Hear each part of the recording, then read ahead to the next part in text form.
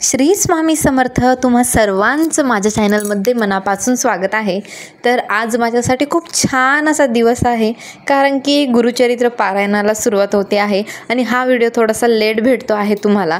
आणि आता इथे सकाळी मी लवकर उठले होते आणि गुरुचरित्र पारायण असलं ना त्यावेळी झोपच येत नाही, कारण की असं वाटतं की आपलं लवकर उठणं होतं की नाही होत. आणि गुरुचरित्र पारायण मला ब्रह्ममुहूर्ताला वाचायला आवडतं, कारण की एकदा ब्रह्ममुहूर्त गेला ना की नंतर मला वाचूच वाटत नाही. काय माहिती काय आहे ते, पण गुरुचरित्र मला ब्रह्ममुहूर्तातच वाचायला आवडतं. आणि इथे मी तुम्हाला एक स्पेशली सांगेल की मी जे पूजा मांडती आहे ना ती उजव्या हाताने मांडते बरं का, कारण की ना तो कॅमेरा माझ्याकडून सेट करण्यात थोडं हे झालं, त्यामुळे ते तुम्हाला तसं वाटतं की मी उलट्या हाताने ते पूजा मांडते आहे, पण मी पूजा सरळ हातानेच मांडत होते. त्यानंतर मी पूजा वगैरे मांडून घेतली. आणि पहिल्या दिवशी काय होतं ना की आपल्याला पूजा मांडणी करायची असते, खूप काही सेवा म्हणजे जे काही आपल्याला पूजा व्यवस्थित मांडायची, ती सजवायचं तो चौरंग, त्यामुळे खूप उशीर होऊन जातो वाचायला. आणि दुसऱ्या दिवशी कसं असतं, फक्त आपल्याला हळदी कुंकू वाहून पूजा करून लगेच वाचायला बसलं की दुसऱ्या दिवशी लवकर होत असतं. हे असं काहीतरी आहे. एक तुपाचा दिवा एक तेलाचा दिवा असं मी लावला होता. आणि गुरुचरित्र पारायण सगळा आपल्या गुरूंचा महिमा त्यामध्ये सांगितला आहे.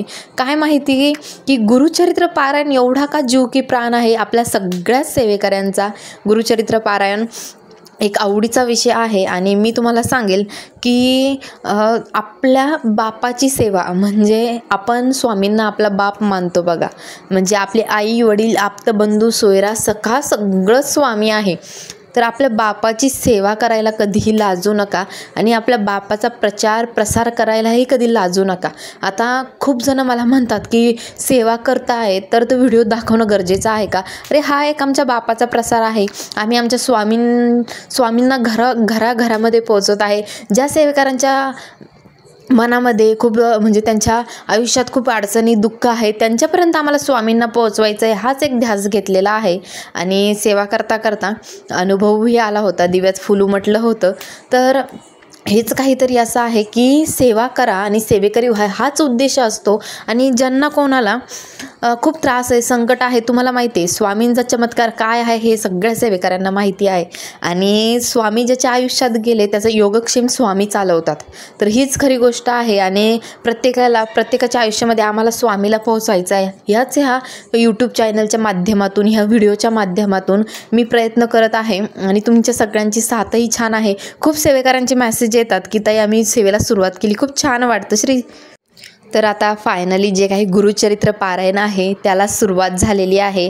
आणि गुरुचरित्र पारायण म्हटलं की सगळ्यात जिव्हाळ्याचा आणि आवडीचा विषय आहे आमचा. आणि खूप दिवसाचं चाललं होतं करायचं, मागच्या 2 महिन्यात काही गुरुचरित्र पारायण करणं झालं नाही, त्यामुळे म्हटलं आता फायनली गुरुचरित्र पारायण करा.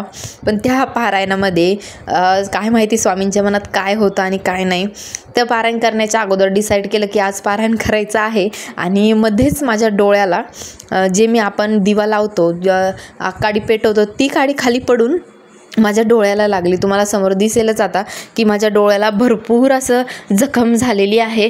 आणि स्वामींनी मला यातून वाचवलं एवढंच, कारण की ती आकाडी मी पेटवली आणि खाली फेकली आणि ती उडून परत माझ्या डोळ्याला लागली. तर भरपूर अशी जखम झालेली आहे, तुम्ही बघू शकता. खूप मोठी होती, पण आता थोडंसं मी मलम वगैरे लावलं आहे तर ते थोडं कमी झालं आहे. आणि काल तर खूप दुखत होतं, कारण की खूप त्रास होत होता, ते तेवढी स्किन जळली. आणि एवढे मी स्वामींची कृपा मानते की बरं झालं ते माझ्या डोळ्यात नाही गेलं, कारण की अर्थाचा अनर्थ होण्यापासून